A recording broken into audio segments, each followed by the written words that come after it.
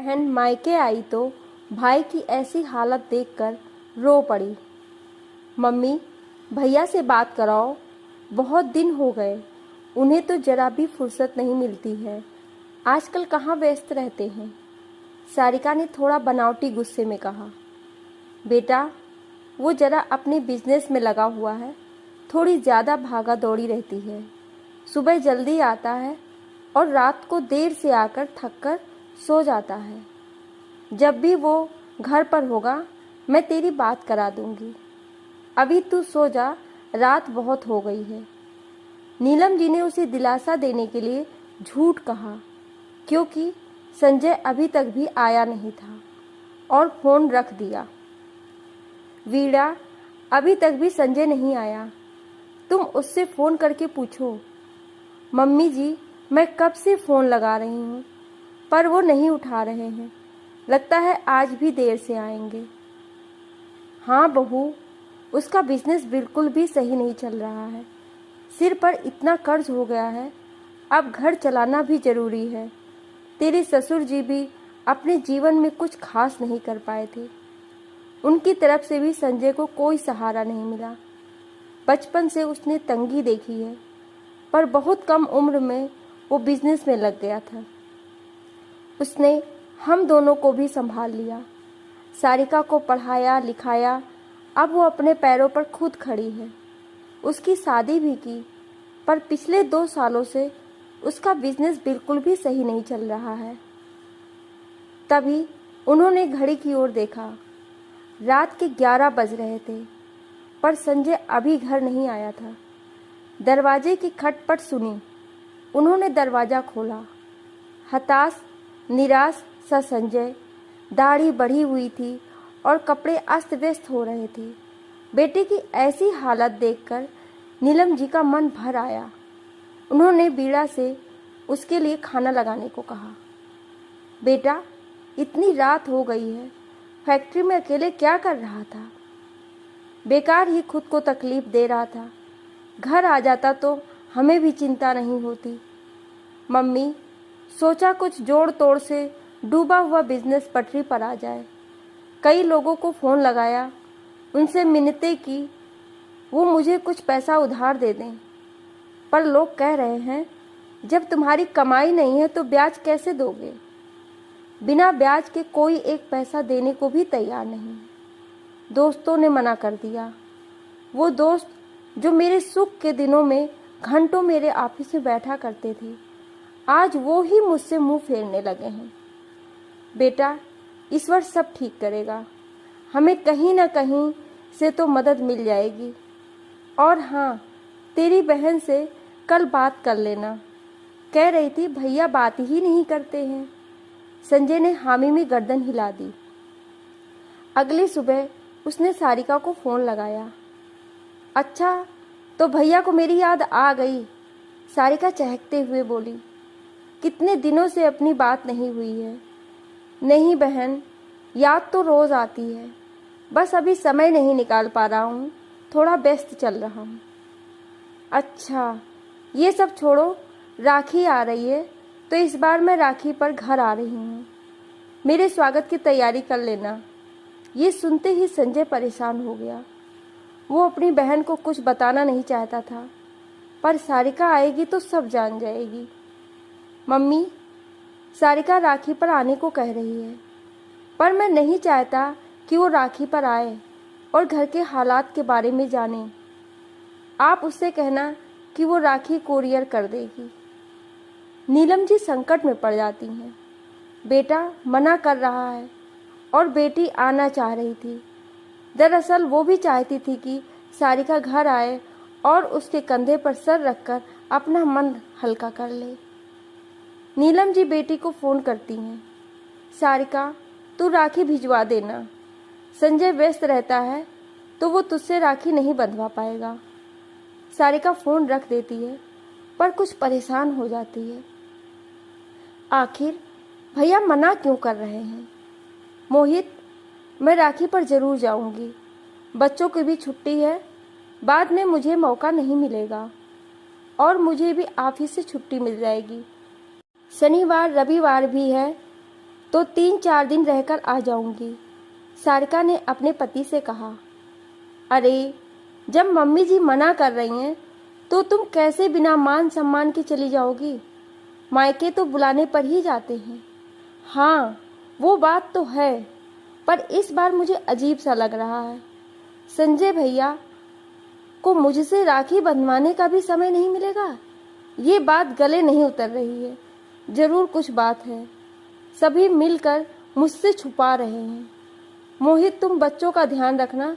मैं आज रात ही मम्मी के घर चली जाऊंगी। लेकिन टिकट तो बने नहीं है। जाने में परेशानी होगी। मोहित ने रोकना चाहा। कुछ परेशानी नहीं होगी, मैं चली जाऊंगी। मुझे लगता है भैया कुछ परेशान में है। रात को ही सारिका मायके के लिए चल दी। ट्रेन का 7 घंटे का सफ़र आज बहुत भारी लग रहा था। पहले जाती थी तो एक अलग उमंग और उत्साह रहता था, पर आज मन भारी हो रहा था।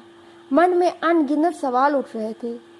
सारिका मायके पहुंची तो देखा भैया की पसंदीदा कार धूल में सनी पड़ी है। वो अपनी कार पर जरा सी मिट्टी भी बर्दाश्त नहीं करते थे, और आज वही कार ऐसे लग रही है जैसे महीनों से अपनी जगह से हिली नहीं है। बाहर का बगीचा भी सूखा पड़ा है। यूं लग रहा था महीनों से माली आया नहीं है, वरना संजय भैया को तो हरा भरा बगीचा बहुत पसंद है। उसने जैसे ही घंटी बजाई तो देखा अंदर से संजय भैया आ रहे हैं। सारिका को देखते ही वो चौंक गए और कुछ बोल ना सके। सारिका अपने भैया की हालत देखती रह गई। बहुत कमजोर हो गए थे। भैया, आपने ये कैसी हालत बना रखी है? आपको क्या हो गया है? तभी नीलम जी मंदिर से आ जाती हैं, बेटी के गले लग जाती हैं और रोने लगती हैं। सारिका कुछ समझ नहीं पाती है। भैया, ये सब क्या हो गया है? कोई परेशानी हो तो मुझे बताया क्यों नहीं? शादी करने से मेरे मायके वालों से रिश्ते टूट तो नहीं गए? आपने तो मुझे पराया ही कर दिया है। वो परेशानी, कोई भी परेशानी नहीं है, सब ठीक है। ये कहते हुए संजय हकलाया। अच्छा, सब ठीक है तो बाहर कार में धूल क्यों जमी हुई है? मालिक क्यों नहीं आ रहा है? भाभी घर की सफाई क्यों कर रही हैं? आप मुझसे बात नहीं करते और राखी पर आने से मना क्यों कर दिया? भैया, कुछ तो बात है, मुझे क्यों नहीं बता रहे हो? सारिका, तेरे भैया का बिजनेस एकदम डूब गया है। सर पर कर्ज बढ़ गया है। महीनों से कार नहीं उठाई क्योंकि पेट्रोल बड़ा महंगा है। माली को भी हटा दिया है। काम वाली को देने के लिए भी पैसे नहीं हैं। और तेरा भाई लोकल बस से ही ऑफिस चला जाता है, पर अब तो वो भी बिकने वाला है। तू ये सब देखकर दुखी होती, इसलिए तुझे बताया नहीं। फिर बहन बेटियां क्या कर सकती हैं? नीलम जी के मुंह से ये सुनकर सारिका हैरान रह गई। भैया, आपने तो मुझे अपनी जिंदगी से ही बाहर निकाल दिया। भाई बहन हर सुख दुख के साझीदार होते हैं। आपने सुख की हर बात बताई और दुख का आंसू छुपाया। क्यों भैया? आपकी बहन आपका दुख भी बांट सकती थी। मुझे याद है भैया, पापा के जाने के बाद आपने मम्मी और मुझे किस तरह से संभाला था। आपने छोटी उम्र में ही बड़ी जिम्मेदारी निभाई थी। मुझे हर त्योहार पर नए कपड़े दिलाते थे और खुद वही पुराने कपड़े पहनते थे। मेरे स्कूल की फीस भरने के लिए आपने अपनी पढ़ाई तक छोड़ दी थी, क्योंकि आप एक ही जने की फीस भर सकते थे। आपने बड़े भाई के साथ पिता का भी हर फर्ज निभाया था। आपने मेरी खुशियों के लिए बहुत कुछ किया है। जब मैं कॉलेज में आई तो आपने मुझे मेरे मनपसंद कॉलेज में एडमिशन दिलवाया। मैंने पढ़ाई पूरी की और आपकी वजह से ही मैं आज अपने पैरों पर खड़ी हूँ। इतना अच्छा कमा रही हूँ। एक बार तो बता देते, क्या हमारा रिश्ता इतना कमज़ोर है? क्या आपको अपनी बहन पर भरोसा नहीं था? सारिका ने रूंधते गले से बोला। आपने मोहित से मेरी शादी करवाई, वो अलग जाति का था, पर मेरी खुशी के लिए समाज की परवाह नहीं की। मेरी शादी में हर खर्चा किया। आपने कहीं भी कोई कमी नहीं रखी। मोहित के मम्मी पापा हमारी शादी से खुश नहीं थे, तो उन्होंने हमें घर में आने नहीं दिया। तब आप ही थे जिन्होंने अलग गृहस्थी बसाने में मेरी पूरी मदद की। आपने मेरी जिंदगी बना दी और खुद बिजनेस में अकेले लगे रहे। और आज जब आपको मदद की ज़रूरत है तो आपने मुझे नहीं बताया। संजय ने तुरंत पानी पिलाया। सारिका, ऐसी बात नहीं है। वो तू परेशान हो जाती तो मैंने सोचा तू ऑफिस का काम भी करती है और मैं तुझे अपने दुखड़े सुनाऊंगा तो तेरा काम में मन नहीं लगेगा। मैं कोशिश कर रहा हूँ, सब ठीक हो जाएगा। फिर बिजनेस में तो ऐसे उतार चढ़ाव आते ही रहते हैं। नहीं भैया, ये छोटी सी बात नहीं है, बहुत बड़ी परेशानी है। इसमें समय लगेगा। भाभी और बच्चों के साथ माँ की जिम्मेदारी भी आप पर है। आप अकेले कैसे क्या करेंगे? सबसे पहले तो कर्ज चुकाना होगा, तभी तो नए सिरे से फिर काम कर पाएंगे। हाँ, वो सब देख लेंगे। तू आराम कर, मैं अभी ऑफिस होकर आता हूँ। ये कहकर संजय चला गया, पर सारिका के मन में उथल पुथल मची हुई थी। वो अपने भैया की मदद करना चाहती थी। उसने सारी बातें अपने पति मोहित को बताई और सलाह ली। रात को कमरे में नीलम जी बोलती हैं, सारिका, इतनी परेशान मत हो। 2 दिन के लिए मायके आई है तो खुश रह। ऐसी छोटी मोटी परेशानियां तो आती रहती हैं। अब मायके के सुख दुख से तुझे क्या लेना देना है? तू और दामाद जी खुश रहो। मेरी खुशी तो इसी बात में है। मम्मी, आपको भी पता है ये छोटी परेशानी नहीं है और मुझे मायके के सुख दुख से पूरा लेना देना है। आप लोग खुश रहोगे तभी तो मैं खुश रह पाऊंगी। रात को सब सो जाते हैं, पर सारिका को नींद नहीं आती है। अगले दिन राखी का त्यौहार था। घर पर सारिका की पसंद की मिठाई बनी। उसने अपने भैया भाभी को राखी बांधी। तब संजय शगुन का लिफाफा देने लगा तो सारिका ने मना कर दिया। भैया, मुझे पैसे नहीं चाहिए, मुझे इससे भी बड़ा कुछ चाहिए। मैं इससे बड़ा कुछ नहीं दे सकता हूँ, संजय ने निराश होकर कहा। भैया, मुझे आपके सारे दुख चाहिए ताकि मैं उन्हें कम कर सकूं, उन्हें दूर कर सकूं। ये तू क्या कह रही है? मेरे दुख लेकर तू क्या करेगी? ईश्वर तुझे ऐसे ही हमेशा खुश और सुखी रखे। हाँ भैया, जैसा आप मेरे लिए सोचते हो वैसा ही मैं आपके लिए सोचती हूँ कि ईश्वर आपको हमेशा सुखी और खुश रखे। मुझे एक बात बताइए, अगर यही सब मोहित के साथ होता तो आप क्या करते?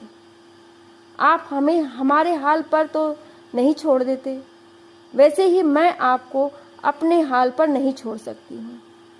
भैया, हमने बचपन साथ बिताया है, हर चीज़ हमने हमेशा शेयर की है, हर लम्हे और दिन की खूबसूरत यादें हैं।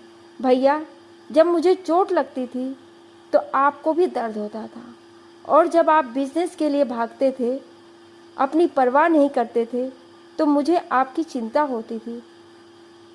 अभी भी वैसा ही है, कुछ नहीं बदला। शादी होने से आपके प्रति मेरी भावनाएं नहीं बदली हैं। मैं आज भी वही सारिका हूँ। ससुराल के रंग में रंग गई हूँ, पर मायके का रंग आज भी गहरा चढ़ा हुआ है। हर रक्षाबंधन पर आपको राखी बांधकर मैं आपसे अपनी रक्षा का वचन लेती हूँ, और आपने अपना हर तरह का फर्ज निभाया है, तो आज मैं आपको रक्षाबंधन पर राखी बांधकर रक्षा का वचन देती हूँ। मेरे होते हुए मेरे भाई को कोई तकलीफ नहीं होगी। फिर सारिका पर्स में से चेक निकालती है। भैया, मैंने इस पर साइन कर दिए हैं। आपको जितना पैसा चाहिए वो ले लीजिए और सबके कर्ज चुकाकर नए सिरे से बिजनेस की शुरुआत कीजिए। सारिका, तू कैसी बातें कर रही है? भला एक भाई रक्षाबंधन पर बहन से पैसे लेगा क्या? लोग रिश्तेदार क्या कहेंगे? मोहित जी क्या सोचेंगे? कोई कुछ नहीं सोचेगा। भैया, ये मेरी कमाई है। आपने ही मुझे अपने पैरों पर खड़ा किया था। मुझे पढ़ाने के लिए आपने दिन रात पसीना बहाया था। लोगों और रिश्तेदारों ने तो एक बार भी हाल नहीं पूछा, फिर हम उनकी परवाह क्यों करें? नीलम जी बोलती हैं, बेटी को तो देते हैं, भला बेटी से कैसे ले सकते हैं? हम सब पर पाप चढ़ेगा। तभी सारिका की भाभी बीड़ा बोलती हैं, संजय पैसा ले लीजिए। सारिका दीदी अपनी है, तभी तो मदद कर रही हैं। आपका डूबा हुआ बिजनेस फिर से खड़ा हो जाएगा, तब आप इनके पैसे चुका देना। और ये बात बाहर वालों को कोई नहीं बताएगा। ये फैमिली सीक्रेट है जो हम चारों के बीच रहेगा। इससे आपको भी अपमानित नहीं होना पड़ेगा और दीदी का भी मन रह जाएगा। वो आपसे सचमुच बहुत प्यार करती हैं। ऐसी बहन तो किस्मत वालों को मिलती हैं। आप अपनी बहन के प्यार, मनोहार और वचन का मान रखें। अपनी पत्नी की समझदारी भरी बातें सुनकर संजय को समझ आता है और सारिका को दिए हुए चेक पर रुपए भरकर ले लेता है। सारिका अपने भैया की आरती उतारती है। भैया, आप दिन रात चौगुनी तरक्की करें, आपके सारे दुख दूर हो जाएं। एक बहन की इतनी ही प्रार्थना है। अगले दिन संजय अपनी कार पर जमी धूल साफ करता है और अच्छे से ऑफिस जाता है। वहाँ तसल्ली से कागजात संभालता है, लेन देन का हिसाब करता है। 7 दिनों में वो सब चुका देता है और अपना बिजनेस फिर से शुरू करता है। पहले ही दिन उसे ऑर्डर मिल जाता है। कुछ ही महीनों में वो तरक्की कर लेता है और सारिका के रुपए भी वापस कर देता है। आज फिर साल भर बाद रक्षाबंधन है। आज सारिका अपने परिवार सहित मायके आती है। दोनों बहन भाई आज महीनों बाद साथ बैठकर फिर से अपने सुख दुख करते हैं। नीलम जी का घर हंसी ठहाके से गूंज उठता है। फ्रेंड्स, भाई बहन बचपन से एक दूसरे को जानते हैं, प्यार के रिश्ते से बंधे रहते हैं। भाई बहन की रक्षा तो हमेशा करता है, पर कभी कभी बहन भी भाई की रक्षा कर सकती है। रिश्ते तो दोनों ओर से निभते हैं। आपको ये कहानी कैसी लगी, आप हमें कमेंट करके ज़रूर बताएं और सब्सक्राइब ज़रूर करें। Thank you.